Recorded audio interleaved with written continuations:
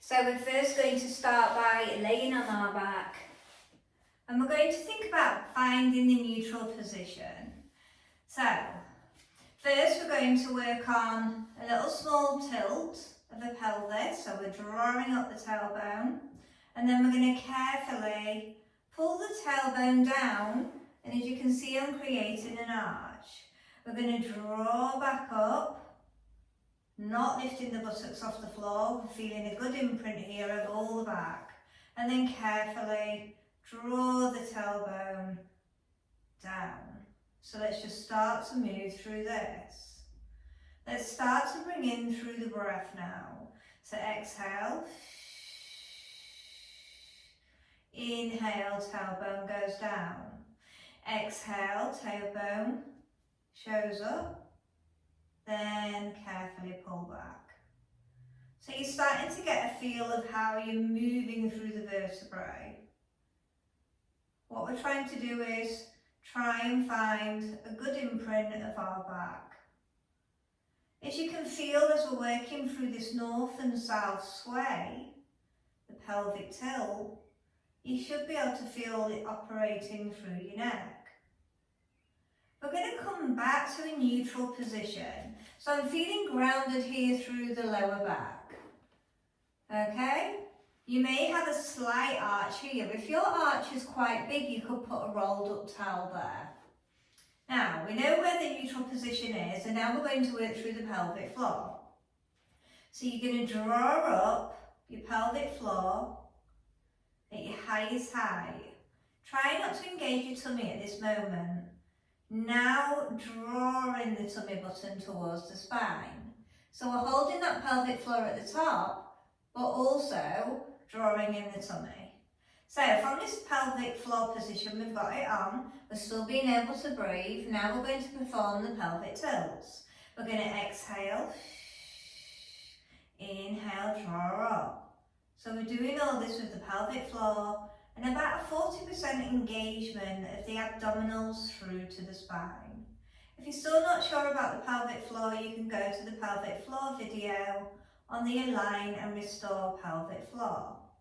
From here, we're going to come back to our neutral position where we know we've got a flat back. You may have a slight arch here, or it may be imprinted. And then we're going to take it to an east to west sway. So I'm just dipping the hip to one side, then I carefully dip to the other. So I'm slowly rolling over, then slowly rolling to the other side. So I'm visualising a compass, my belly button's the compass, and now I'm taking it east to west sways. So we're going to try and do that pelvic compass from the beginning. So we're in the centre, we're going to take it into a south position. So we're over tilting, the tailbone goes down. I'm drawing to the centre, and then I'm taking it over to the side position. I'm going to draw that to neutral, then I'm going to take it into a north position. Neutral it, then we're taking it over into the east position, the sideways, back to the centre, and we take it to the south position. So we're just working through either the sways of the north, south, east, west, or you could think of it as a clock. And you're touching every number on that clock. 6 o'clock, back to centre. 3 o'clock, back to centre. 12 o'clock, back to centre, and then towards the 9 o'clock.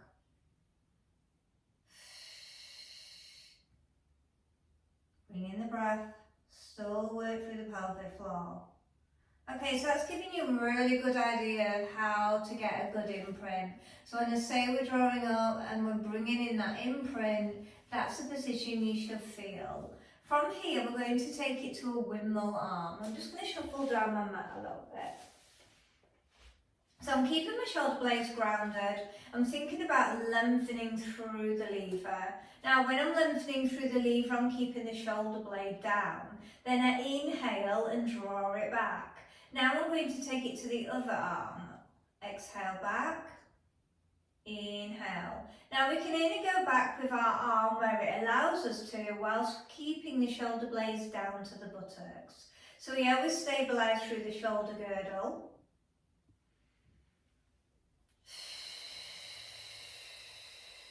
And we're really thinking about a long length.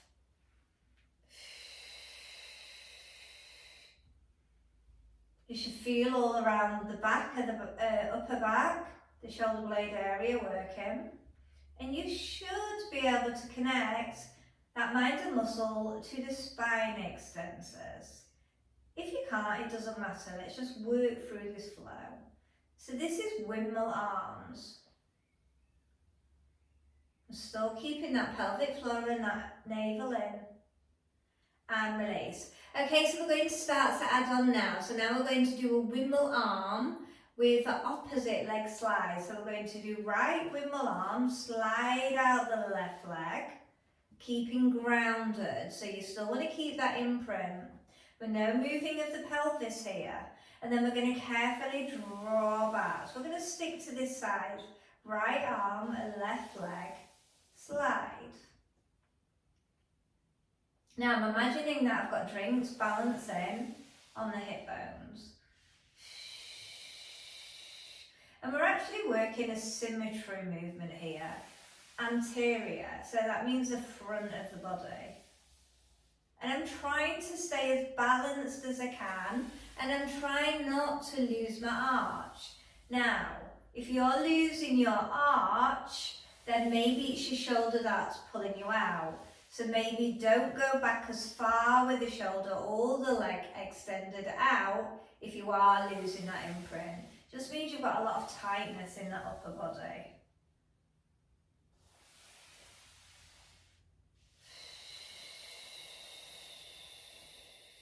So I'm guiding with the breath. I'm calming down the nervous system. And I'm trying to stay in alignment of my body. So the legs directly sliding out in a straight line. And I'm trying to keep the arm in a straight line depending on your mobility. Last one. So we're going to do that on the other side. Remember, we're going to imagine we've got drinks here. The more we use visuals in Pilates, the more you'll be really on cue of where I want to work. So now it's going to be left arm and right leg. So we're going to exhale, carefully lengthen out, keeping the imprint. Inhale slowly back, don't push back.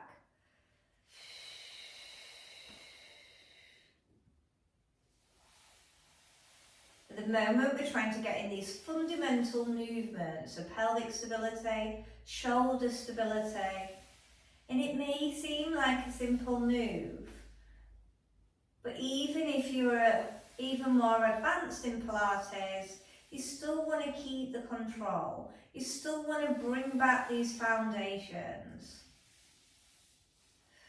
Our body will come out of alignment all the time, depending on what we've been doing or how we're using our posture. Is our posture good? There'll be times when it won't be.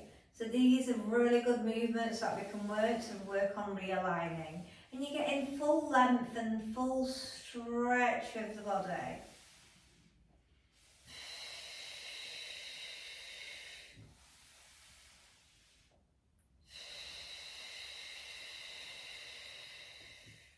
And you need to start to have an awareness of how it feels this side compared to the other side. This is our last one. Bring all the levers back. Still keeping the stability here. Now we're just going to work on some head turns. So we're going to turn the head all the way to one side. Now I'm trying to keep my shoulders grounded whilst I do it. Then I come back to the centre and then I turn my neck all the way to the other side. Now whilst I'm working through these neck movements, I'm keeping the shoulder blades down and I'm keeping the head connected to the floor. As you can see, I'm being quite robotic with my movement.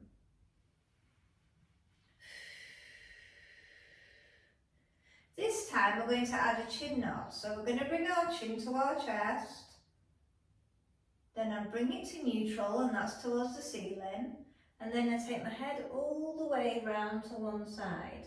So now we're adding on the chin knot and the neck turn. So the chin knot that we do, we're not lifting the head off the floor. It's like we're doing a double chin. And you might find when you do the double chin, it might try to make that arch in your back. And you want to kind of fight that by drawing down. Not putting any tension there, but keeping that core on. But hopefully you should be able to feel the mechanical process.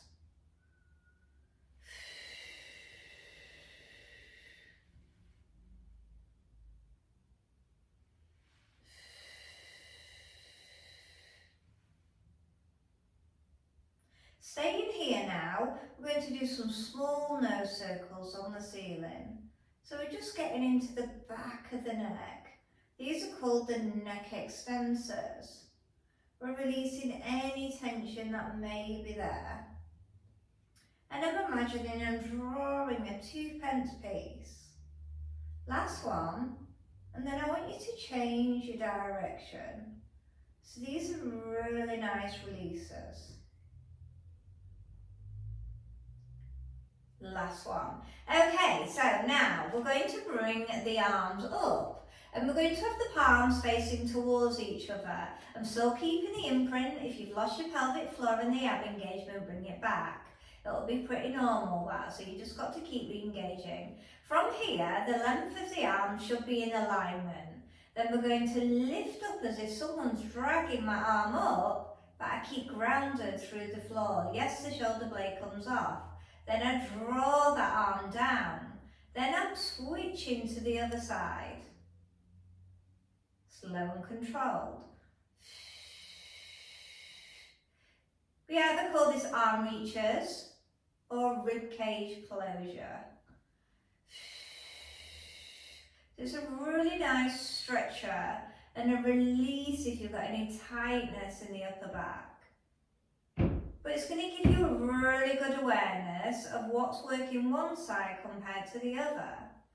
So I feel like I've got a lot more mobility in the right side compared to the left side. So because I know that feedback, I'm just trying to work that left side just a little bit more to try and get on par, because I have that opportunity to do it.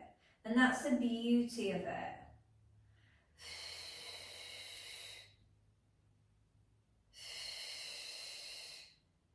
Now see if you can get the core connection whilst we're working through this movement.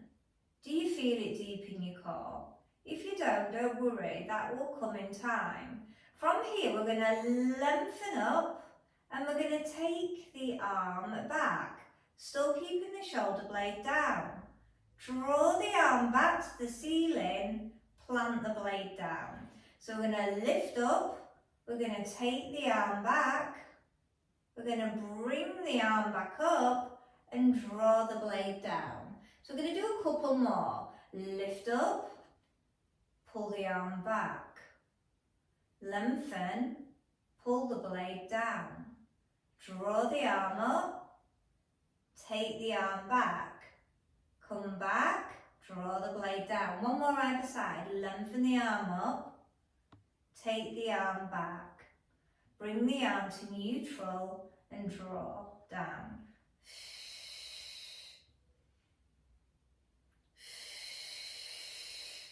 Inhale.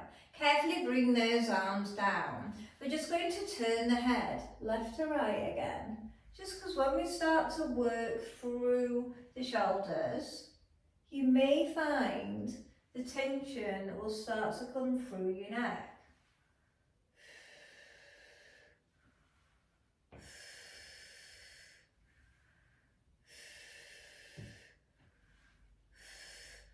Come back to neutral. Okay. So, drawing up through your pelvic floor if you've lost it, pulling those abdominals, so now you've got a bit of a scoop going on. From here, we're going to bring the heels a little bit further in, not too close to the buttocks. I'm going to plant the feet down, my knees are in my pelvic distance, maybe a little bit wider, And I'm going to carefully draw up the tailbone, and I'm going to start to come up through a bridge position. And I'm pushing all the way up, keeping the shoulders grounded, and now I'm connecting the glutes, the buttocks. From here, I'm going to carefully come back down through the top of the vertebrae, carefully, accurately peeling down. And whilst I'm doing that, I'm trying to be really accurate that I don't rock.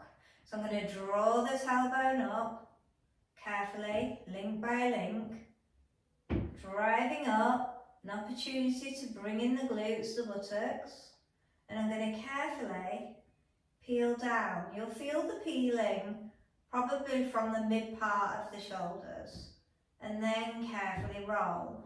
Now don't worry if you can't get all of the vertebrae in to begin with, but if that is you, then bridge is a one for you to practice. It's going to bring in lots of mobility of the spine, but also it'll be working on strengthening some of the back muscles. And also it's a good strengthener of the glutes. Carefully peeling, take your time, bringing it back down. Keep working through it. So as you can see, it's like the pelvic tilts, but now we're working on a big movement. Now you may not be getting as high, but again, you'll have chance for improvement in the future. And that's the beauty about it. We're not all going to be good at absolutely everything. Also, you're trying to get the feedback from the body. So even if you are good at this position, can you tweak it to get better? Can you control the vertebrae as it comes down? Can you try not to rock? Is there any tension that you need to be aware of? So it's really about getting that feedback. And this is a great thing about practice. We can get the feedback, we've got the opportunity to really tune in. Now I'm coming up on the bridge now, I'm going to exhale up. I'm going to squeeze the buttocks and drive up those hip bones. And then I'm going to inhale through the nose on the way down.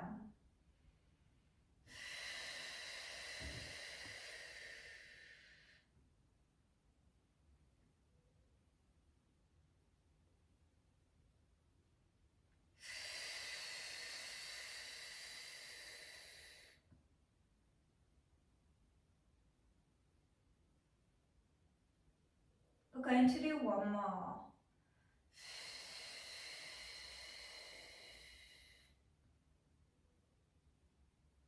And release. Hopefully you start to feel you've got a good mind to muscle connection going on there after the few reps. From here, still keeping the distance, but we're going to go a little bit wider with our feet, so bring them out. Almost as if you're about the width of the mat. Bring the arms out to the side. I want you to bring the palms down. We're going to bring the knees over, and I'm going to turn my head to the opposite side. And this is called hip rolls. Now the reason I'm telling you to go large between your knees is because we're going to release the hips as we release the back, the sides of the neck and the shoulders. Now the main thing is that we do keep our shoulder blades grounded down. So don't be tempted just to get a better position with the knees coming down by lifting the shoulders. It's better to get that foundation in place. Now you should start to feel all the spinal muscles as we're twisting from one side to the other. And what we're doing is we're wringing out across the body again. So this should feel like a really nice releaser.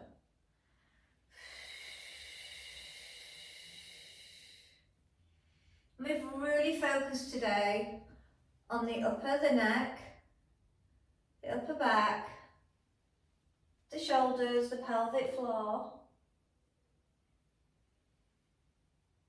and around that system of the pelvic floor, because the glutes very much come involved with that area.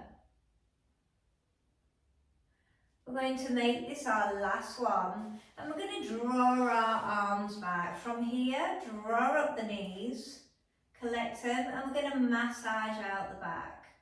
Big, large circles. So I even visualize the circle that I'm drawing because I want to try and stay as accurate as I can in that position. We're going to change our direction and do 3 the other way.